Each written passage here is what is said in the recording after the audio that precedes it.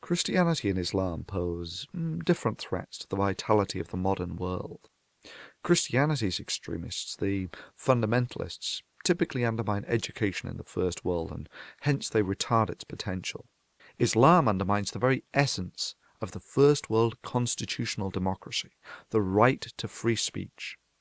This is typically done by suggesting that anyone who criticizes Islam is committing an intolerant hate crime.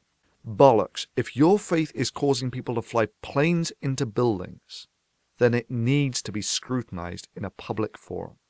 I mean, let me make the line simple. Disagreeing with someone is not a hate crime. I mean, I think it's typical of Islamic schools and the political Islamic movement to label any criticism a sort of prejudice and thereby racism, thereby trying to make people silent on criticizing it. Inciting someone to break the law because of your opinion is. For instance, suggesting that you think that those who leave Islam are jerks is not a hate crime.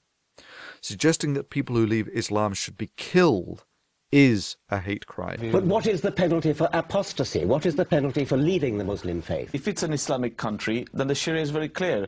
Apostasy is dealt with the death penalty. Thank you, that's all I want to hear.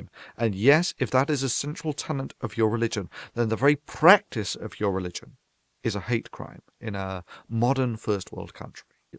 The virility of free speech is arguably a prime factor in determining both the health and worth of this forum, just as it is for determining the health of a first world constitutional democracy. I personally have a band of both vigorous and at times vicious critics, yet I understand that if I had the power to silence them, and I did silence them, that this would simply corrode the worth of this forum and the integrity of anything that I said on it. For an idea that can survive the harsh eye of public scrutiny of thousands is infinitely more valuable than an idea that can tolerate the criticism of none. Yes, YouTube is a company who will inevitably serve the bottom line. However, YouTube's value to society, its value to us, is connected to the service that it provides in allowing ideas, both good and bad, to be subjected to open scrutiny.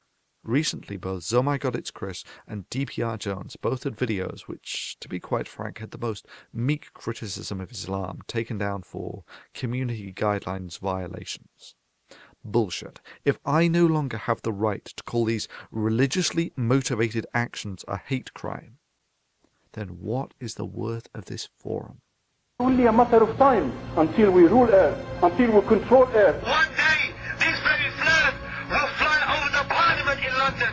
We will see this flag that will fly over the White House, and we will see the Black House, the Kaaba, will take over the whole world. You will take over USA. You will take over UK. You will take over Europe. You will defeat them all